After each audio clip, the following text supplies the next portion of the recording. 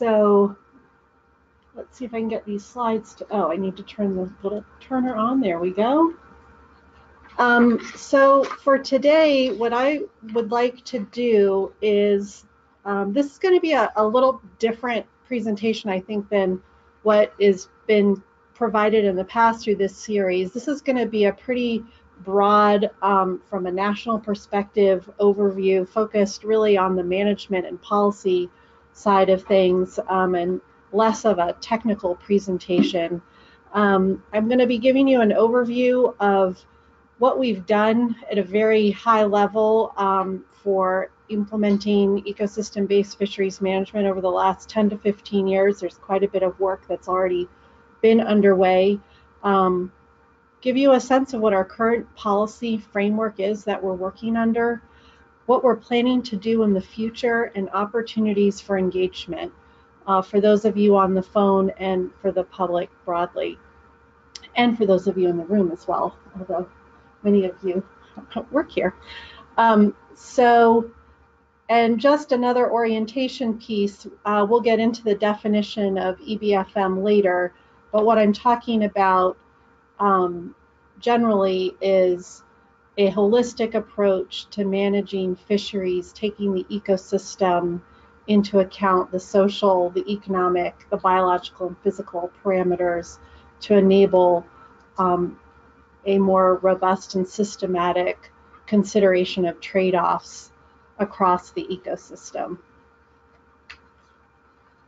So why do we even want to do ecosystem-based fisheries management? Why do it at all?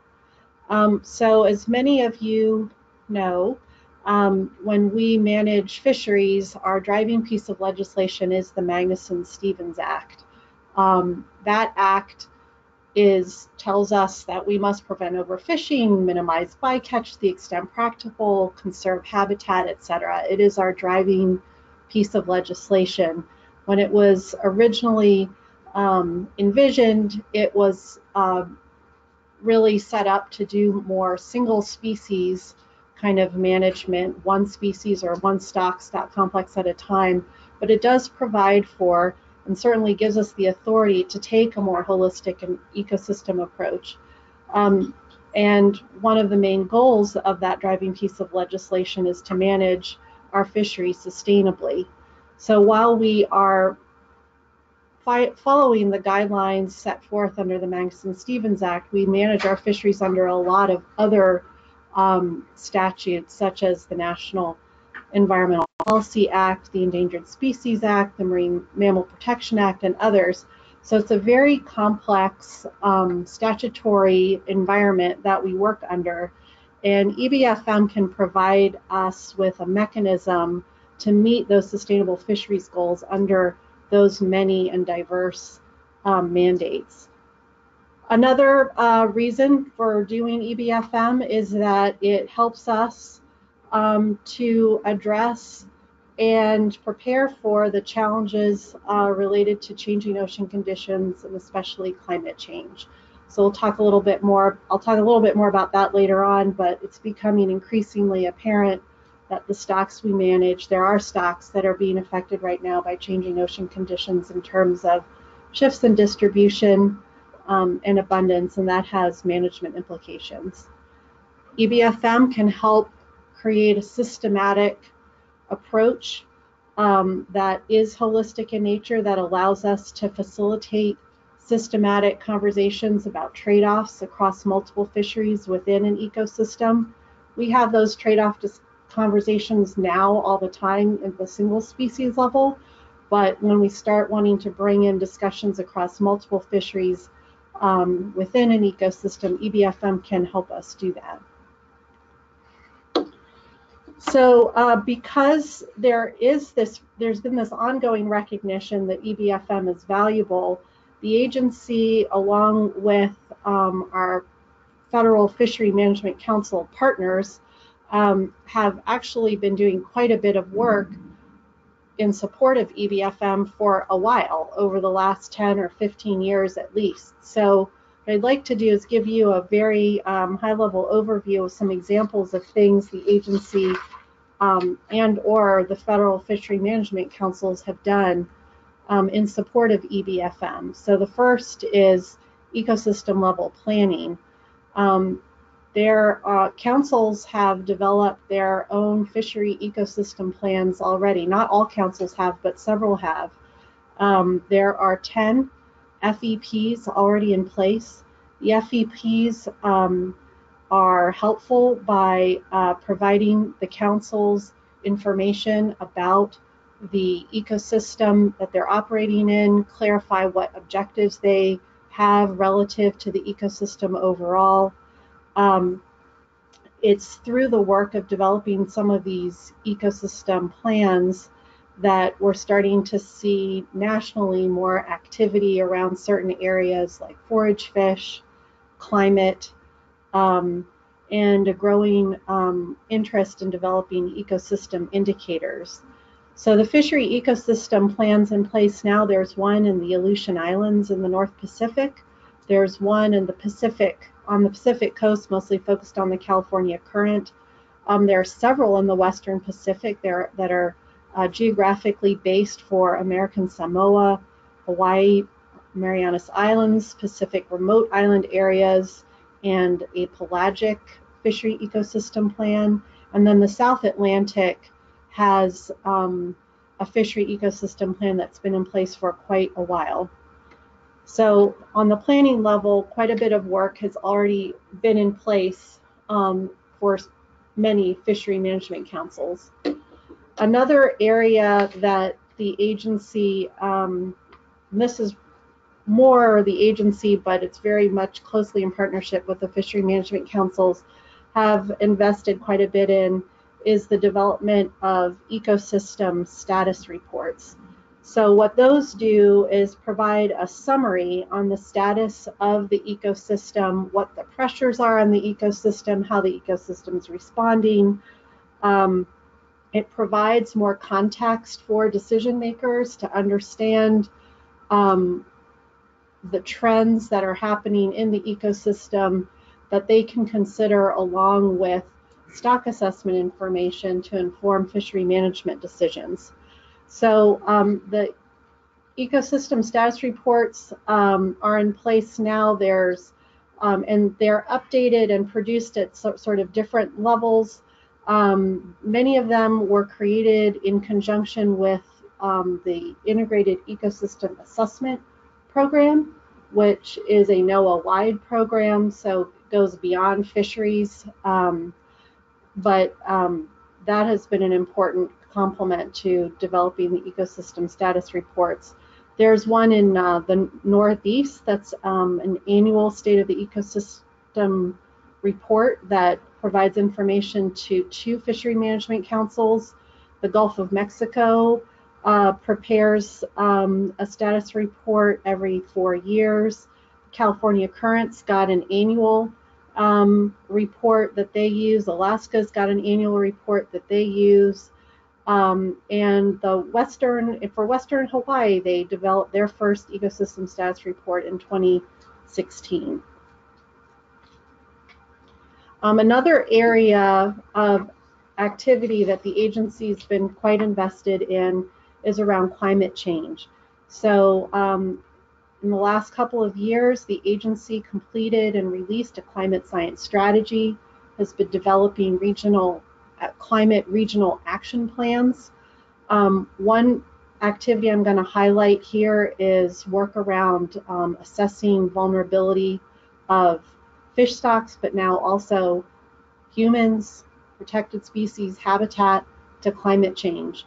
And what this is basically a triage approach to understanding what the sensitivities, based on sensitivity and exposure, which fish stocks, for example, are the most vulnerable to climate change, which then helps us prioritize our science and research and management focus. We completed the first one of those vulnerability assessments in the Northeast, and now that's getting expanded to the West Coast, and Alaska have nearly completed their vulnerability assessments, and work is getting started in the Pacific Islands, or is underway. We're now building off of that work that we did for fish stocks and applying it to fishing communities, applying it also, developing a similar methodology for protected resources and also habitat. So there's quite a bit of work that's gone into this particular issue already, and this is just one small example of the climate work that the agency has been working on. So where does that bring us today in terms of our policy framework? So we've had lots of activity actually already going on, which is wonderful.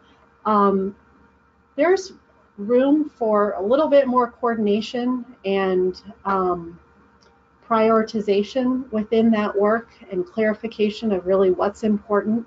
As we started thinking about how to do that, we realized there was also a lot of, we kept getting bogged down in conversations that kind of went like this. We're working on such and such and whatever related to EBFM. Well, what is EBFM anyway? And people would throw their hands up. We don't really know what EBFM is. So that was a very distracting conversation and not very helpful when we need to really move, or we want to move towards operationalizing EBFM. We'd also hear repeatedly lots of questions about, do we even have the authority to do this? Can we do this? Do we need more authority, etc.? So to kind of bring that to rest, the agency in 2016 developed an EBFM policy and then followed up shortly afterwards with an EBFM roadmap. And I'll go into a little bit more details about both of those. So the policy is helpful because first it affirms NOAA's commitment to actually doing EBFM. The other thing that the policy does is provide a definition for EBFM. It establishes 6 guiding principles. It clearly relates EBFM to the authorities we already have in place. And it recognizes the important contribution of our partners and stakeholders, particularly fishery management councils. So the policy, this is the policy statement. So you can see that it strongly affirms our commitment to EBFM to inform and enable better decisions, particularly regarding trade-offs. It addresses both the biological and the human component of EBFM and recognizes the importance of climate, habitat, and environmental changes. The definition of EBFM in the policy, it's a little long, I'm not going to lie, but it's there. And so I would just offer that if you find yourself in a room with people who start saying, we don't know what EBFM is, what is it anyway? You can say, well, actually NOAA has defined it and it's in their NOAA EBFM policy. And this is a definition. We didn't just come up with this out of thin air. This is based on a review of literature, quite a bit of literature that contains various definitions of EBFM, plus reports and analyses that the agency has already done. But in a nutshell, we've defined EBFM as a systematic approach to fisheries management in a geographically specified area that contributes to the resilience and sustainability of the ecosystem. We define EBFM as including biological, physical, also the human component, the importance of social and economic, and that the overall objective, something just happened on the screen. The overall objective is to optimize benefits across a diverse set of societal goals. The other thing the policy did was to clarify kind of EBFM in the context of a spectrum of activities. So from the most kind of what we call traditional, and I'm doing air quotes for people on the phone, fisheries management. On the bottom row is one little fish, and it's supposed to represent single species fisheries management. We do that with fishery management plans.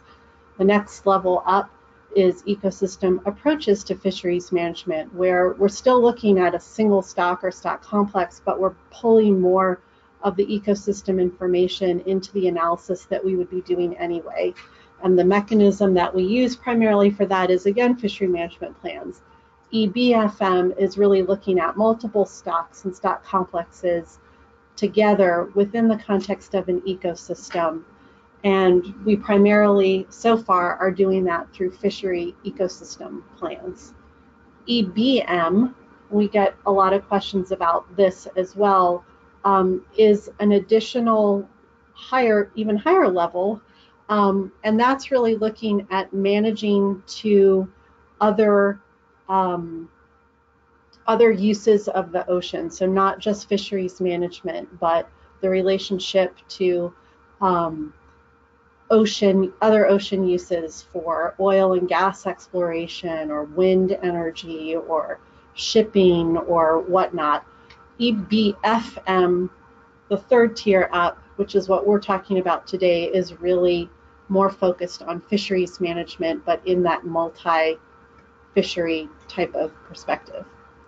And that is what our EBFM policy gave us, is clarity around all those important topics. And the policy laid out 6 guiding principles. So if you're going to do EBFM, what does that involve from soup to nuts? And it really starts at the foundation is, what's your objective? You've got to bring your stakeholders in, you've got to do some planning, you've got to figure out what fundamentally you want to accomplish. From there, that leads to clarification about how do you feed that objective through the right science. What are your fundamental science needs? How does that then drive your priorities? Then we start getting into some of the more management-related questions about, well, what are our options now for meeting those priorities with the information we have? How do we address trade-offs across fisheries and within the ecosystem? And then fundamentally getting down to brass tacks, what's the management advice that we can provide? And ultimately, in the end, you will wind up with a resilient marine ecosystem. So the policy has been very helpful in creating some common vocabulary and a common framework that we've all been able to speak to and plan around and work towards. But it still didn't really get to how do we actually operationalize this concept. So towards the end of 2016, the agency produced what we call the EBFM Roadmap. And what the roadmap does is add some granularity to the policy and lay out a menu of options for actually implementing the policy aligned to each of those 6 guiding principles. It identifies short, medium, and long-term actions that we may choose to take. It is not a prescriptive type of document that tells you have to do it this way or you're not doing EBFM. But if you want to go all out, here is a range of options that you can choose from. The other thing that the roadmap did is recognized that there's a lot of, while the policy sets up this national framework, there are a lot of very regionally unique and specific circumstances with respect to the fisheries that are being managed, the ecosystems they live in, the science that's available, the investments that have already been made, and you can't implement a one-size-fits-all for every single region. So what the roadmap called for was implementation plans to really identify what those priority actions are at a regional level, using the roadmap as a guide. And that is where we are today. So one of the benefits of having these implementation plans is that it really helps to clarify what those regional specific priorities are. And by doing that, and in the process of creating what those regional priorities, it facilitates coordination across the science and management sides of the agency. It also has been, it helps us by doing that leverage and at least talk about how we can leverage the resources that we have. We operate in a resource constrained environment, and we absolutely can't afford to be uncoordinated. So these implementation plans have been helpful in facilitating that kind of coordination. By being transparent about what our priorities are, it can help us facilitate coordination with our very important partners with the fishery management councils. Some of that work is already underway and has been underway before these implementation plans started. We're hopeful that this planning process will further strengthen those relationships. And again, by being open and transparent, it helps us collaborate and potentially leverage partnerships with other stakeholders who maybe we haven't worked with before. So right now we are working on 9 different draft EBFM implementation plans, one for the North Pacific, one for the entire West Coast, one for the Pacific Islands, Gulf of Mexico, Caribbean, South Atlantic. We're working on one plan for the Northeast that takes New England and Mid-Atlantic together. We are preparing a separate implementation plan for Atlantic HMS because they, of course, are not affiliated with the Fishery Management Council, but those stocks are the responsibility of the Secretary of Commerce to manage. And then we in headquarters are actually developing our own implementation plan to help facilitate coordination across the national programs that we work on here in headquarters. So some of the things that we're finding at a high level that we're seeing commonalities across these implementation plans is one, people are seeing a lot of value in ecosystem status reports, and those are things that are coming up in a lot of the implementation plans that are worth and important to continue to invest in and build on the work that's already happened. There's also a strong commitment to continue to support management strategy evaluations and use those to help clarify and understand where those trade-offs exist. Climate change, not a big surprise, but those are the issue of climate change and addressing the impacts of climate change to fisheries is also a topic that cuts across multiple implementation plans. And of course, a commitment to engaging our stakeholders and partners as we move forward with actually doing the implementation plans. So now I'm going to go over very briefly the high points of the 9 implementation plans.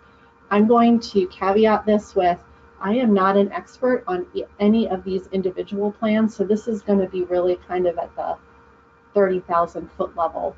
But just to give you a flavor of what they look like. They are all different to reflect those specific regional priorities and the unique characteristics of the fisheries in those regions, but they are all aligned to the policy and the roadmap. So that continues to be the glue that keeps everything kind of coordinated. So in the North Pacific alone includes 5 large marine ecosystems. And as I mentioned earlier, the North Pacific already has a fishery ecosystem plan for the Aleutian Islands.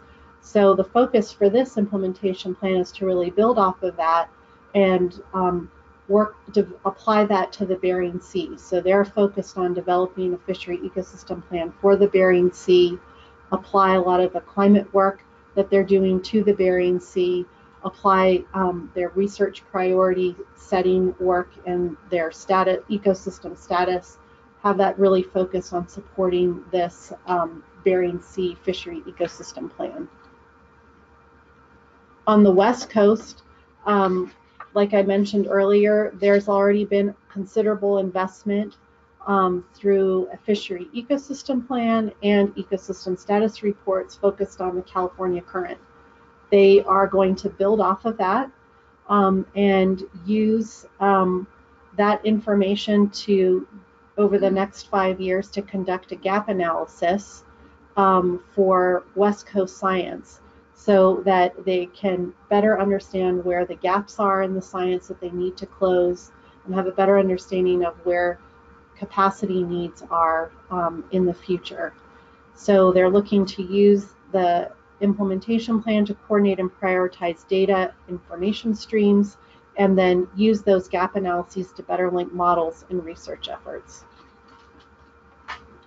In the Pacific Islands, their work is really, one focus area for them is really trying to shift the focus from single species management to an entire ecosystem type of focus, and using a lot of stakeholder engagement through workshops to help identify needs and inform gap analysis, engaging local agency partners, and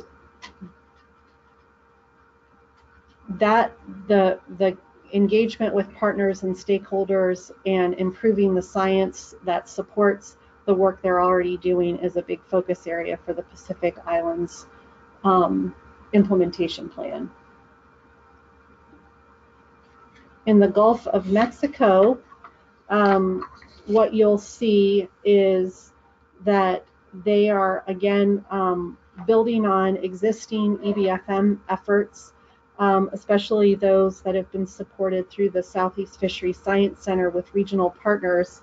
They're focusing on several projects that have to do with recruitment strength, and using ecosystem information to improve our understanding of recruitment strength, particularly for red snapper, and using pelagic habitat characteristics to estimate bluefin tuna recruitment.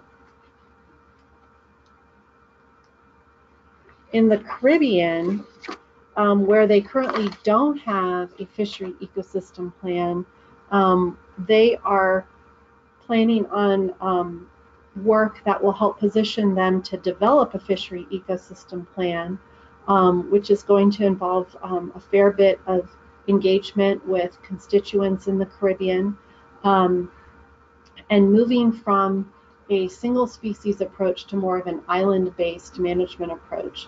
They've also got some specific unique challenges related to a lack of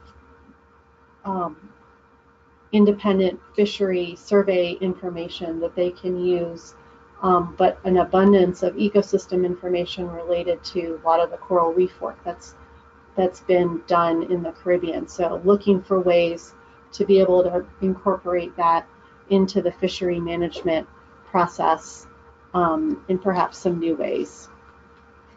In the South Atlantic, where the South Atlantic Council has been extremely proactive in EBFM historically, especially with regards to habitat protection.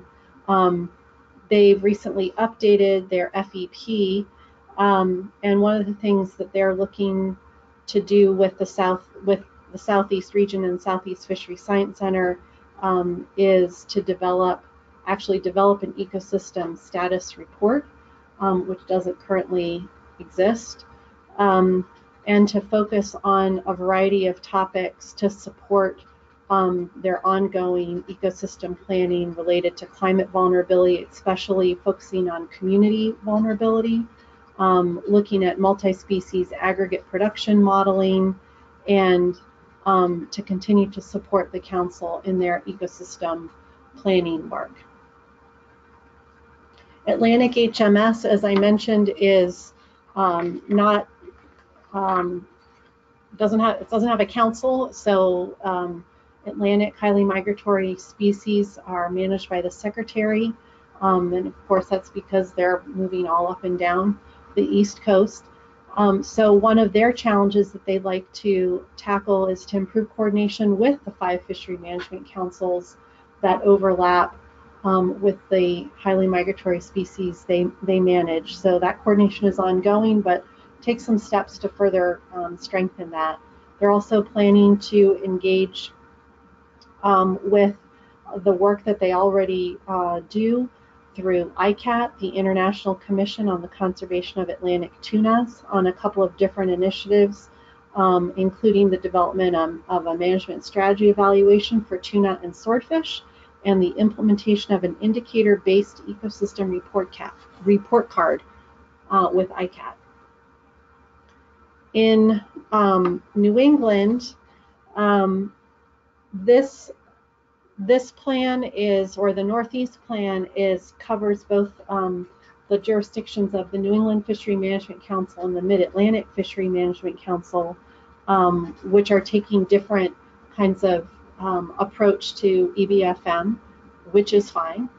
The New England Fishery Management Council is positioning itself to develop a fishery ecosystem plan, whereas the Mid-Atlantic Council has been taking a more incremental approach to their EBFM work, focusing on a big visioning exercise and then identifying specific initiatives that they've been working through in a systematic way. But this implementation plan encompasses the whole area because a lot of the science feeds into both councils. So they are focused on maintaining the collection of ecosystem relevant data that is already in existence, continuing to support the two different efforts that are going on in New England and the Mid-Atlantic Council, and building on a very successful management strategy evaluation that was undertaken focused on herring, and applying that and expanding that to other areas.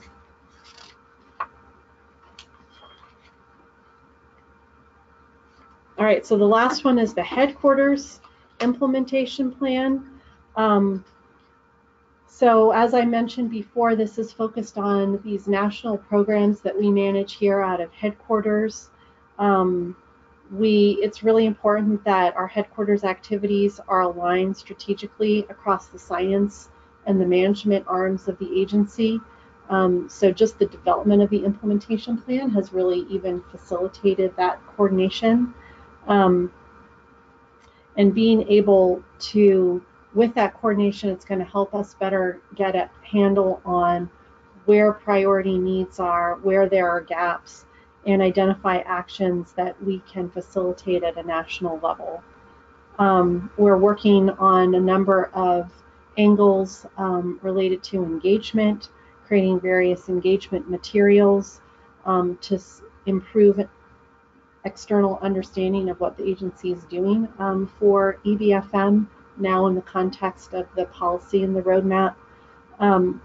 There's a lot of ongoing work through national programs that are going to continue that we need to maintain coordination on, whether it's through the Habitat Assessment Improvement Plan. I'm going to rattle off a bunch of planning efforts. The Stock Assessment Improvement Plan, the Bycatch Reduction Strategy, the Climate Science Strategy. All of those pieces have elements of ecosystem-based fisheries management in them that we need to make sure that we continue to stay tightly coordinated on.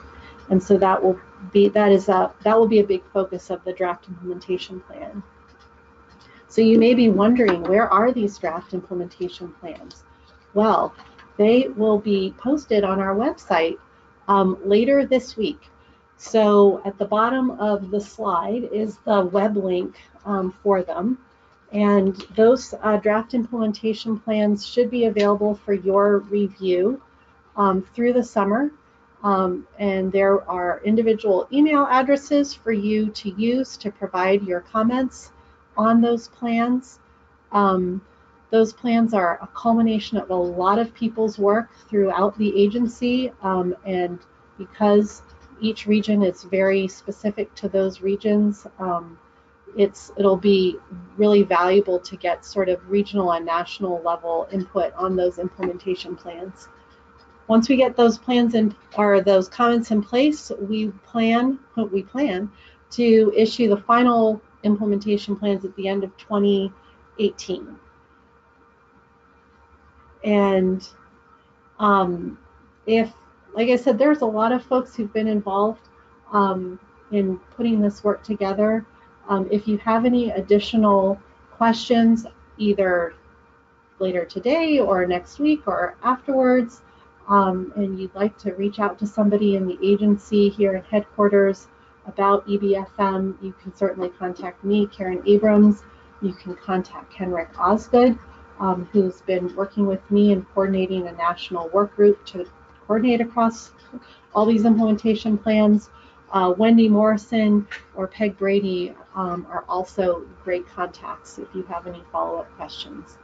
So I think that's it for my presentation. And Peg, do we want to take some questions? Yeah, thanks, Karen. I appreciate that. It was excellent. Thank you. Good, great overview. We have a number of folks on the webinar, and we have quite a number of folks here in the room. So we'll go back and forth. And right now, I don't think we have anything online right this instant. Katie's checking.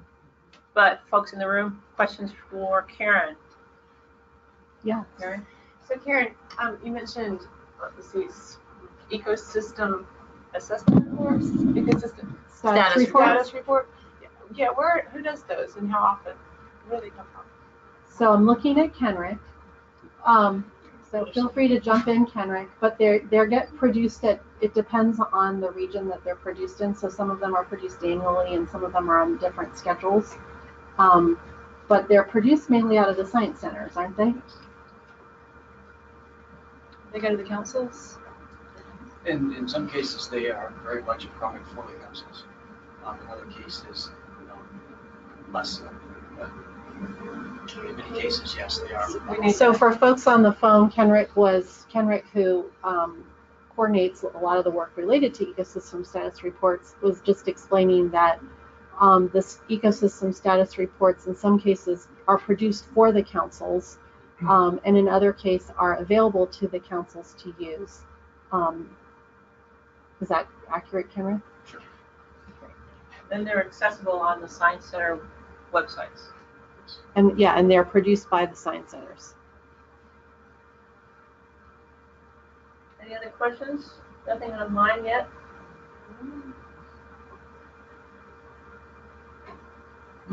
Alan? Since she called on me. So you mentioned some of these other products, the climate vulnerability assessments, the climate science strategy, there's also BICAD. Is this a place to pull all that together? Is one of the goals to pull everything kind of under the ecosystem, look at climate, or are those still going to go on separate channels? Well, they're still their own independent products, but they're elements of all those products that definitely come under the umbrella of EBFM. There are parts of the Stock Assessment Improvement Plan that are not directly related to EBFM. They need to move forward, but there's a lot under the climate science strategy. Probably most of the climate science strategy would fall under ecosystem-based fishery management. There's a lot under the Habitat Assessment Improvement Plan that, as it's moving forward, would fall under the umbrella of EBFM. Yes. Does that? We should probably also point out that there's a lot of close connections with the integrated ecosystem assessment efforts, which is not just a fisheries endeavor, it's a multi-line office endeavor. So a lot of the folks that are working on these products at the regional level are also working on the IEAs. Correct. So we're getting questions about sort of accessibility to the slides and so forth, and we'll talk about that towards the end. But if there are any other substantive questions for Karen, we have one. The implementation plans coordinated with the goals of the regional ocean are these implementation plans, EBFM, coordinated with the goals of the regional ocean management bodies, RPBs? This is the National Ocean Policy. Yeah. I honestly, the focus of these implementation plans has really been fisheries focused. So to the extent that the RPPs have a relationship with fisheries, there should be some overlap. I don't know that that has not frankly been the main focus of the coordination. The coordination really has been on the fisheries side of what we do. So I can add a little bit more to that. There are only 2 approved regional plans, ocean plans, the Northeast and the Northeast and the Mid-Atlantic. Many of the staff that have been involved with providing information to the regional planning bodies from a fisheries perspective are in fact deeply involved in the development of these EBFM plans. So there's a lot of overlap. But as Karen pointed out, the regional planning bodies are looking at a very sort of multi-sectored approach to managing ocean resources. And again, it's only in those 2 regions that we do have approved plans. Yeah, they're more focused on in that 4-tiered graphic. They're on the top. And the EBFM implementation plans are kind of one step down from that. And I should also point out that those RPBs are very much focused on creating access to many levels and many sources of data. So they've been focused quite a bit on making their data portals more robust. And yes, the fisheries staff that have been involved with our EBFM plans are very much involved in providing data to those portals. And there's no other questions online. Another question in the room. So Karen, is it expected that the results from all the work that's going on in the plans, would those adjust or augment the stock assessment work that's being done? Like, talk a little about the on-ramp of the results of EBFM into the councils and decisions that they're making. So there's a couple of different. You might want to just repeat that. So their question was about, I think, the relationship between the outcomes or the outputs from EBFM and the relationship between those and the ongoing stock assessment work, and the way we use stock assessments now to inform management decisions. Is that okay? So I think there's many different ways for those connections to happen. So there's the ecosystem status reports right now that many of which already complement directly the stock assessment process. Not all of them do quite as directly as others, but in some cases, fisheries managers are looking at stock assessment results with the ecosystem status report information side by side, and so can really get that full context and understanding at the same time. The stock assessment improvement plan, one component of that is to figure out ways to further enhance the way ecosystem data gets incorporated into the stock assessments, either directly or again as a complement. So there's a couple of different on-ramps, if you will, for that cross connection. And then on the policy side, there's overlaps with the way we implement National Standard 1 through guidance through National Standard 1 about what species are ecosystem component species, how do you consider aggregate MSY, how that fits in, and so more on the policy side, which has relevance to then how you interpret the stock assessment data. So there's multiple kind of touch points for how that information can get connected to the stock assessment process. Okay, any other questions in the room? The chat box is, Stephen? I just wanted to add a little color commentary to that. Please, you might need to get closer to the mic. Right, the stock assessment improvement plan just came out, it's newly minted, so it's finally done. It's been kind of done for a long time. But It's focused on the actual technical issues of how you assess stock. So, whereas EBFM is on management, so it's incorporated into management, but it has a narrower focus.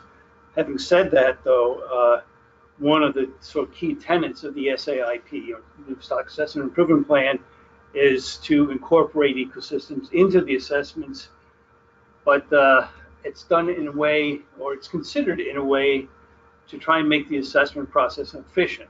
So you don't need necessarily a lot of ecosystem information in every assessment.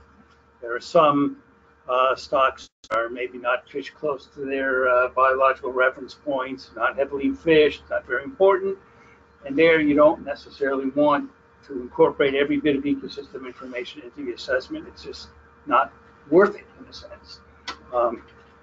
Where there's the flip side of that, of course, where it definitely is worth it. And it's very important to understand how the changing environment is affecting the stock. And so you want to incorporate it either into the assessment directly or to use the ecosystem status information as a way to help interpret it.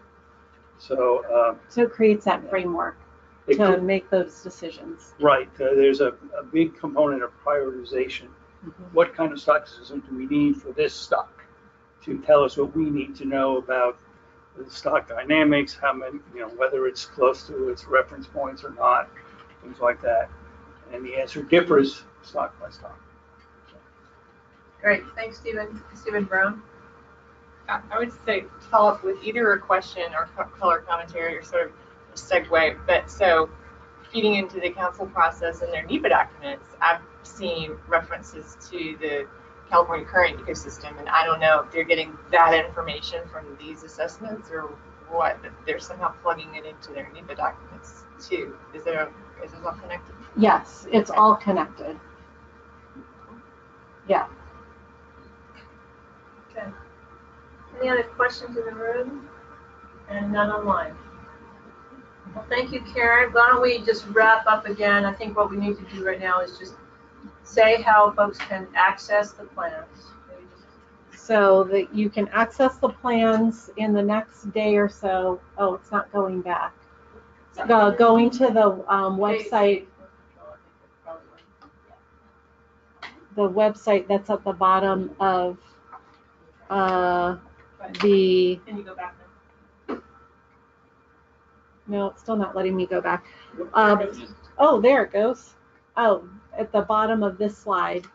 So this is accessing the draft implementation plans in the next day or so. Yep. And they'll have 3 months to do that. Yeah, they'll have through the end of September to provide comments on those draft plans.